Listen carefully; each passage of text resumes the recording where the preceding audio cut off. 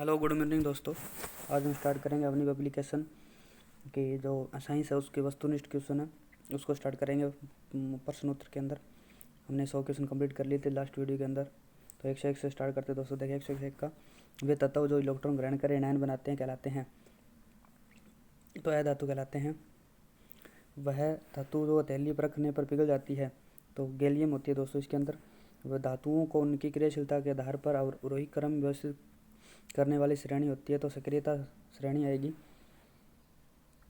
आयनिक बंध के अंदर दोस्तों क्या होता है, धातु या धातु के मध्य बंध बनता है, इलेक्ट्रॉन स्थानांतरण होता है, यौगिक की प्रकृति ठोस या भंगुर हो जाती है। उपरोक्त सभी रहेगा। इसका निम्न में से आयनिक यौगिक नहीं है। तो आयनिक यौगिक आपका कैल्शियम कार्बोनेट है, Na2O है, उसके बाद में सोडियम ऑक्साइड भी है और सोडियम क्लोराइड भी, लेकिन H2CO3 नहीं है। तो ठीक है ना। उसके बाद देखें 106 नंबर क्वेश्चन। खनिज या शक में उपस्थित अशुद्धियाँ कहलाती है। तो ये गैंग कहलाती है। रासायनिक अभिक्रिया का प्रमाण है। रासायनिक अभिक्रिया प्रमाण देखें यहाँ पर, रंग में परिवर्तन, तापमान में परिवर्तन और गैस का बाहर निकलना, उपरोक्त सभी रहेगा। उसके बाद देखिए थर्मिट अभिक्रिया कहलाती है। तो थर्मिट अभिक्रिया बाकी उस विस्थापन अभिक्रिया, उष्माक्षेपी अभिक्रिया या फिर रेडॉक्स अभिक्रिया, उपरोक्त तीनों ही आपकी थर्मिट अभिक्रिया कहलाती है। तो थर्मिट अभिक्रिया में Fe2O3 होता है। Fe2O3 होता है, ऑक्सीकरण होता है। कंपोजिटिंग अभिक्रिया है। कंपोजिटिंग अभिक्रिया की बात करें तो यहाँ पर उष्माक्षेपी अभिक्रिया होती है कंपोजिटिंग अभिक्रिया। और संक्षारण के बाद धातु का रंग हो जाता है। संक्षारण के बाद धातु का रंग हो जाता है तो देखें लोहा भूरा हो जाता है, तांबा हरा हो जाता है और चांदी काली पड़ जाती है। उपरोक्त सभी इसके सत्य रहेंगे। अम्ल क्षार से क्रिया करके लवण एवं जल बनाता है, यह अभिक्रिया कहलाती है। तो उदासीन अभिक्रिया कहलाती है। यदि एक तत्व के ऋणावेश में कमी हो रही है तो उसका होगा, ऋणावेश में कमी हो रही है तो उसका अपचयन होता है दोस्तों। निम्न में से अक्रिय या उत्कृष्ट धातु है। अक्रिय या उत्कृष्ट धातु की बात करें तो यहाँ पर Au यानी गोल्ड है, उत्कृष्ट धातु होती है। चाकू से आसानी से काटी जा सकने वाली धातुएं हैं। चाकू से आसानी से काटी जा सकने वाली धातु की बात करें, लिथियम, सोडियम और पोटेशियम, ये तीनों ही उपकी चाकू से काटी जा सकती है। कौन सा यौगिक इलेक्ट्रॉन के स्थानांतरण से नहीं बना है? कौन सा यौगिक इलेक्ट्रॉन के स्थानांतरण से नहीं बना है? यह नमक बना है, मैग्नीशियम ऑक्साइड बना है, लेकिन सल्फर डाइऑक्साइड नहीं बनता है दोस्तों। और एल्यूमिनियम ऑक्साइड भी इलेक्ट्रॉन के स्थानांतरण से बनता है, लेकिन सल्फर डाइऑक्साइड नहीं बनता है। निम्न में से कौन गर्म जल से भी अभिक्रिया नहीं करता है? तो यहाँ पर देखें एल्यूमिनियम, जिंक और आयरन, ये तीनों ही गर्म जल से अभिक्रिया नहीं करते हैं। निम्न में से कौन सा तत्व केवल जल वाष्प से ही क्रिया करता है? सामान्यतः जल व गर्म जल से नहीं, सामान्यतः जल व गर्म जल से नहीं करता है। तो यहाँ पर आयरन है वो जलवाष्प से ही क्रिया करता है, लेकिन गर्म जल से नहीं करता है। उसके बाद देखें तो कार्बोनेट एसिड से धातु ऑक्साइड प्राप्त करने की विधि होती है। तो निस्तापन होती है। उच्च अभिक्रियाशील धातुओं के एसिड से शुद्ध धातु प्राप्त करने की विधि। उच्च अभिक्रियाशील धातुओं के एसिड से शुद्ध धातु प्राप्त करने की विधि दोस्तों ये आपकी विद्युत अपघटन विधि होती है। उसमें देखिए जिंक सल्फाइड और जिंक ऑक्साइड प्राप्त करने के लिए किस विधि का उपयोग किया जाता है? तो ये भर्जन विधि का उपयोग किया जाता है। क्षार का जलीय विलयन कहलाता है दोस्तों। लाल लिटमस पत्थर को नीला कर देता है। हमारे आमाशय में भोजन की क्रिया किस माध्यम में होती है? तो ये आपके अम्लीय माध्यम में होती है। व्यंजक चूर्ण वायु में खुला रखने पर कौन सी गैस देता है? तो ये क्लोरीन गैस देता है। प्रोटोन ग्रहण करने वाले यौगिक होते हैं। तो ये क्षार होते हैं, H+ आयन ग्रहण करते हैं क्षार। अग्निशामक यंत्र में किस पदार्थ का प्रयोग किया जाता है? तो यहाँ पर सोडियम हाइड्रोजन कार्बोनेट का उपयोग किया जाता है। चिंटी के डंक में कौन सा अम्ल होता है? तो इसका फार्मिक अम्ल होता है दोस्तों। अपमार्जक सफाई करता है। अपमार्जक आपका सफाई मृदु जल में भी करता है, कठोर जल दोनों में करता है। पीएच का अर्थ होता है, पीएच का मतलब पुंसांस भी होता है और शक्ति भी होता है, यानी पावर भी होती है। दांत साफ करने के लिए प्रयुक्त टूथपेस्ट की प्रकृति किस प्रकार की होती है? तो ये आपकी क्षारीय प्रकृति होती है। हमारे रकत की प्रकृति होती है, तो ये क्षारीय होती है। रकत का पीएच मान 7.4 होता है दोस्तों। बेकिंग सोडा को गर्म करने पर कौन सा यौगिक बनता है? तो यहाँ पर सोडियम कार्बोनेट बनता है। साबुन बनाने की प्रक्रिया में सह उत्पाद बनता है। सह उत्पाद की बात करें यहाँ पर वसा प्लस अम्ल होता है। गलत मिलान की चुनिए बात यहाँ पर देखिए, मिली के अंदर टार्टिक अम्ल पाया जाता है और संतरा के अंदर दोस्तों मेलिक अम्ल नहीं पाया जाता है, जब नींबू में सिट्रिक अम्ल पाया जाता है, टमाटर के अंदर ओक्जेलिक अम्ल पाया जाता है, मेलिक अम्ल आपके सेब में पाया जाता है। नमक प्लस जल प्लस CO2 प्लस NH3 की क्रिया के फलस्वरूप प्राप्त होता है। तो यहाँ पर देखें इसके अंदर अमोनियम क्लोराइड भी प्राप्त होता है और सोडियम बाइकार्बोनेट भी प्राप्त होता है। लिटमस विलयन प्राप्त होता है। लिटमस विलयन प्राप्त होता है दोस्तों, ये लाइकेन से प्राप्त होता है। धातु कार्बोनेट की क्रिया अम्ल से कराने पर कौन सी गैस प्राप्त होती है? धातु कार्बोनेट की क्रिया अम्ल से कराने पर कौन सी गैस प्राप्त होती है? तो इसके अंदर दोस्तों आपकी कार्बन डाइऑक्साइड प्राप्त होगी। तो यहाँ पर आप धातु कार्बोनेट कोई भी ले लेना, उसकी अम्ल से क्रिया किसी अम्ल से कराने तो आपको कार्बन डाइऑक्साइड प्राप्त होगी। एक धातु यौगिक ए तनु हाइड्रोक्लोरिक अम्ल से क्रिया करता है और उसमें उत्पन्न गैस जलती हुई मोमबत्ती की को बुझा देती है। यदि उत्पन्न यौगिक से एक कैल्शियम क्लोराइड है तथा तो यौगिक ए होगा। यौगिक ए आपका कैल्शियम कार्बोनेट होगा दोस्तों, ठीक है ना। हाइड्रोजन आयन है। हाइड्रोजन आयन की बात करें, हाइड्रोजन आयन H2O है आपका हाइड्रोजन आयन है। शुष्क हाइड्रोक्लोरिक गैस शुष्क लिटमस पत्र को शुष्क हाइड्रोक्लोरिक गैस शुष्क लिटमस पत्र का रंग लाल कर देती है, ठीक है ना। सॉरी, रंग अपरिवर्तित रहता है, रंग बदल देती है, रंग अपरिवर्तित रहता है। pH मीटर की परास होती है। ये दोस्तों आपकी 0 से लेकर के 14 की स्टार्ट होती है, ठीक है ना। 0 से स्टार्ट होकर 14 तक होती है। रगत की pH कितनी होती है? तो 7.4 मैंने आपको पहले बताया था। रगत की pH 7.4 होती है। कास्टिक सोडा की लगभग pH होती है। कास्टिक सोडा की लगभग pH की बात करें तो यहाँ पर 14 होती है दोस्तों, ठीक है ना। कास्टिक सोडा की लगभग pH 14 होती है। मिल्क ऑफ मैग्नीशिया की pH होती है। मिल्क ऑफ मैग्नीशिया की pH होती है दोस्तों, तो ये आपकी 10 होती है। किस ग्रह का वायुमंडल सल्फ्यूरिक अम्ल के मोटे श्वेत और पीले बादलों से बना हुआ है? तो आपके शुक्र ग्रह का जो वायुमंडल है वो वायुमंडल सल्फ्यूरिक अम्ल और मोटे श्वेत पीले बादलों से बना हुआ दोस्तों, ठीक है ना, शुक्र ग्रह का। नेटल एक शाकीय पादप है जिसके डंक वाले बालों में कौन सा अम्ल पाया जाता है? नेटल एक शाकीय पौधा है जिसके डंक वाले बालों में कौन सा अम्ल पाया जाता है?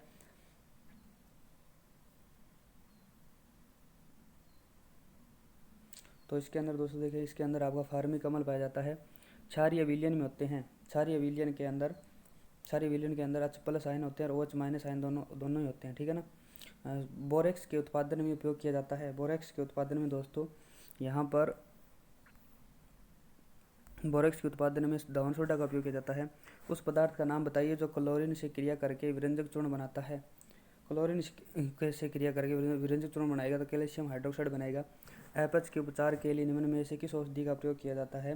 तो यहाँ पर एनालजेनिक या बेड़ाहारी का प्रयोग किया जाता है। नहीं दोस्तों, इसके अंदर एंटासिड यानी एपच के उपचार के अंदर एंटासिड यानी प्रत्याम्ल का प्रयोग किया जाता है दोस्तों। और दोस्तों उसके बाद देखिए दोस्तों, 51 नंबर, किसी चूसक को अम्ल या क्षार में डालने पर रंग बदलने का कारण होता है। तो यहाँ पर क्विनोइड के अनुसार रंग सूचक की संरचना में परिवर्तन के कारण बदलता है। क्विनोइड के अनुसार रंग सूचक की संरचना में परिवर्तन के कारण बदलता है। सूचक व उसकी परास का सही मिलान है। सूचक व परास का उसका सही मिलान है। तो यहाँ पर दोस्तों देखें, मेथिल ऑरेंज ये 3.1 से 4.4 होता है। फिनोप्थेलिन 8.3 से 10 तक होता है।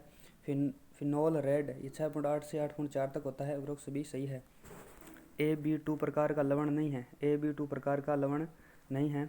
तो यहाँ पर देखें, कैल्शियम कार्बोनेट भी है, सॉरी कैल्शियम क्लोराइड भी है, बेरिलियम क्लोराइड भी और मैग्नीशियम क्लोराइड भी, लेकिन NaCl नहीं है। ये भी प्रकार का लवण है दोस्तों, ठीक है ना।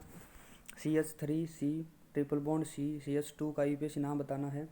तो यहाँ पर इसका 2 ब्यूटेनाइल हो जाएगा दोस्तों, ठीक है ना। 2 ब्यूटेनाइल, 4 कार्बन है, 4 कार्बन इसके अंदर मेथड प्रो ब्यूट के अंदर आप देख लेना, 2 ब्यूटेनाइल हो जाएगा। कार्बन के जिस अपरूप में मुक्त इलेक्ट्रॉन पाए जाते हैं तो इसके अंदर ग्रेफाइट में के अंदर मुक्त इलेक्ट्रॉन पाए जाते हैं दोस्तों, ठीक है ना। 156 का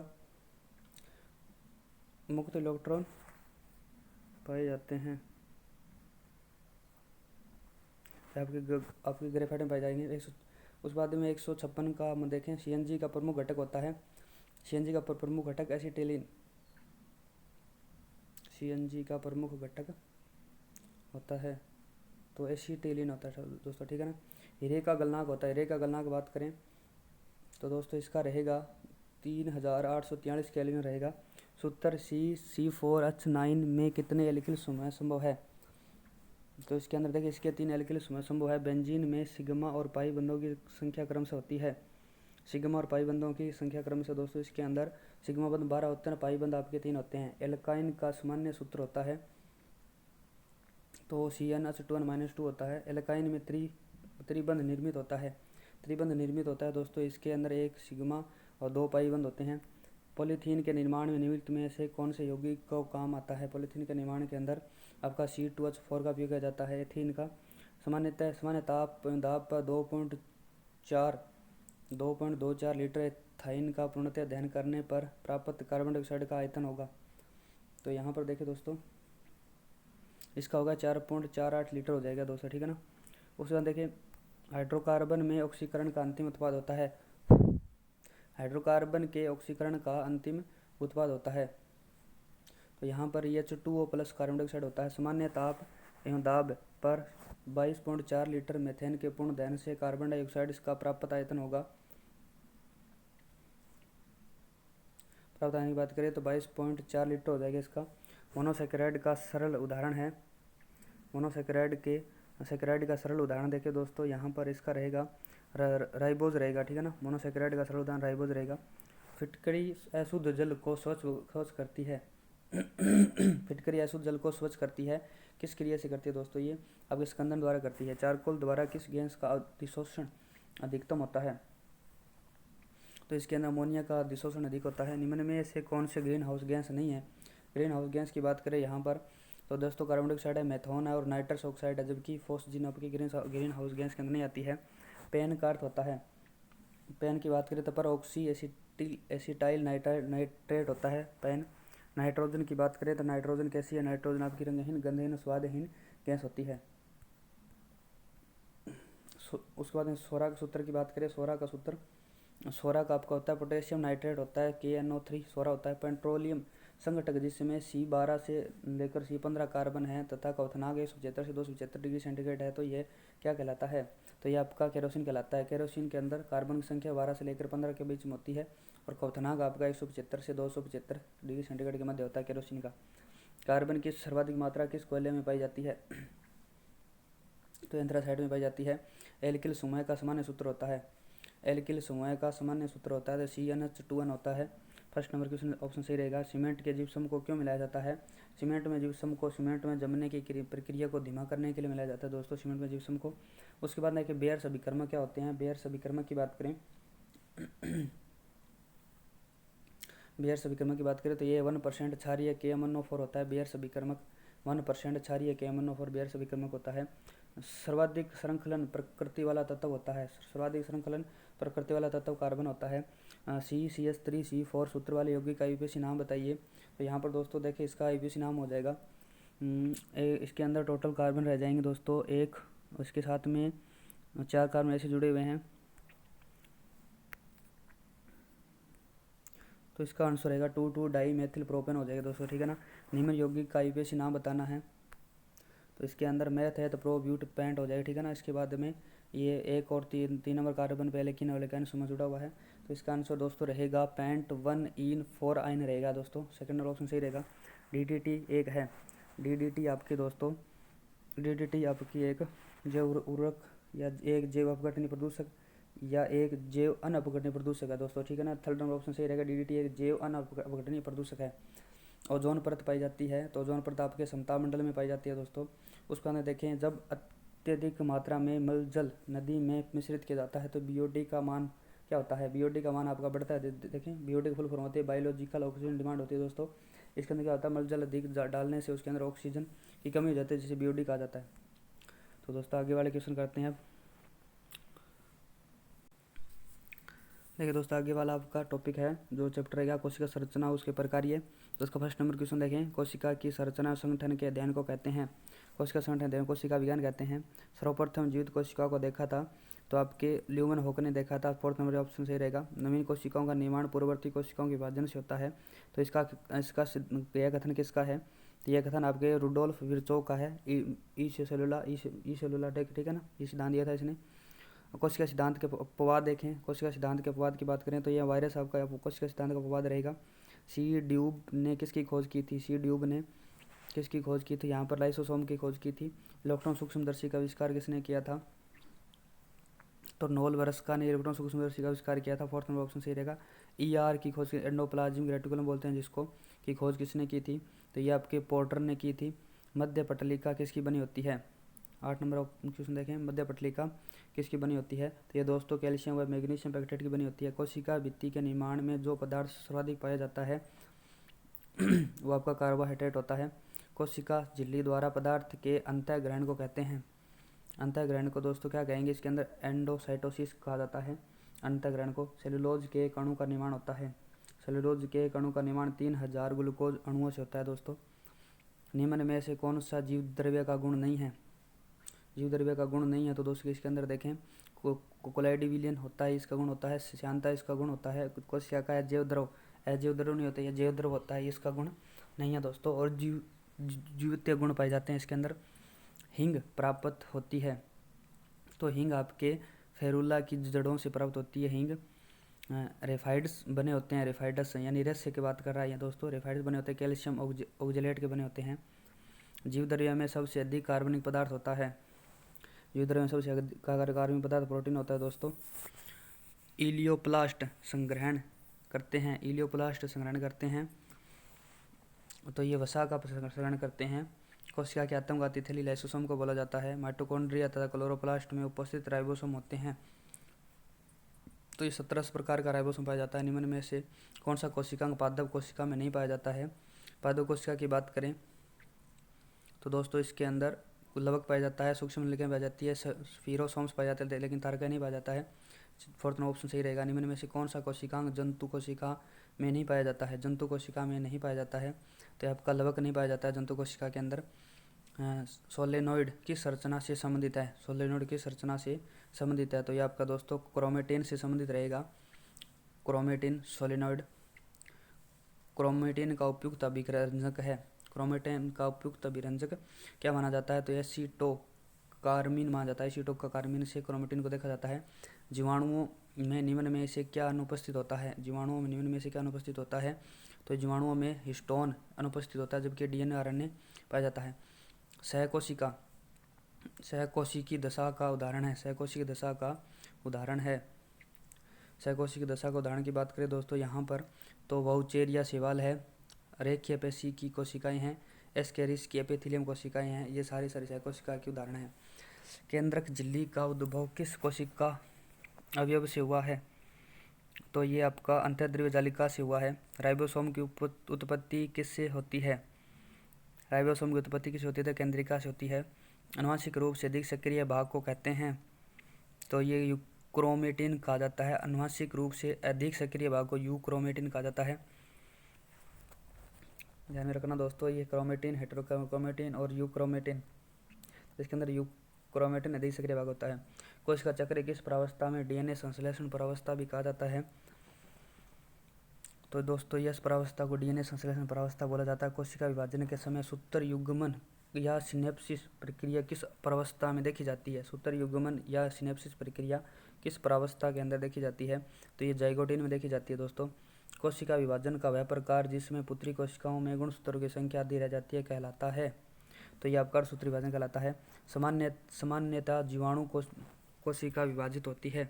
सामान्यतः जीवाणु कोशिका विभाजित होती है। तो ये दोस्तों प्रोफेज, यह सूत्री विभाजन कोशिका द्वारा होती है। समसूत्री विभाजन कोशिका का कार्य है। समसूत्री विभाजन कोशिका का कार्य है तो ये आपका जीवों में वृद्धि करना, क्षतिपूर्ति, उत्तकों निर्माण करना, पुनरुद्भवन करना। उपरोक्त सभी रहेगा। अर्धसूत्री विभाजन कोशिका की कौन सी उप अवस्था में जीन विनिमय होता है? अर्धसूत्री विभाजन की कौन सी उप अवस्था में जीन विनिमय होता है? तो ये आपके पैकेटिन में अंदर होता है। समसूत्री विभाजन की खोज की थी, समसूत्री विभाजन की खोज की थी वाल्टर फ्लेमिंग ने की थी। गुणसूत्र के दोनों क्रोमेटिड किस संरचना से जुड़े रहते हैं? तो गुणसूत्र बिंदु से जुड़े रहते हैं। अर्धसूत्री विभाजन की सबसे लंबी अवधि तक चलने वाली अवस्था है। अर्धसूत्री विभाजन की सबसे लंबी अवधि तक चलने वाली अवस्था कौन सी है दोस्तों? प्रोफेज फर्स्ट है।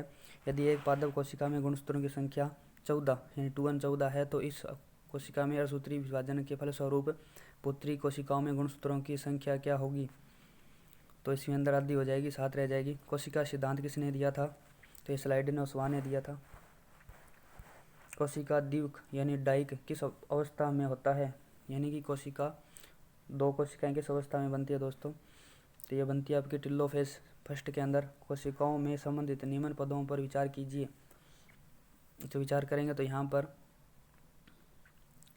तो विचार करने के बाद देखें, क्रोमोसोम, गुणसूत्र, जीन और न्यूक्लियोसोम या राइबोसोम इनमें से कोशिका के केंद्रक के भाग हैं।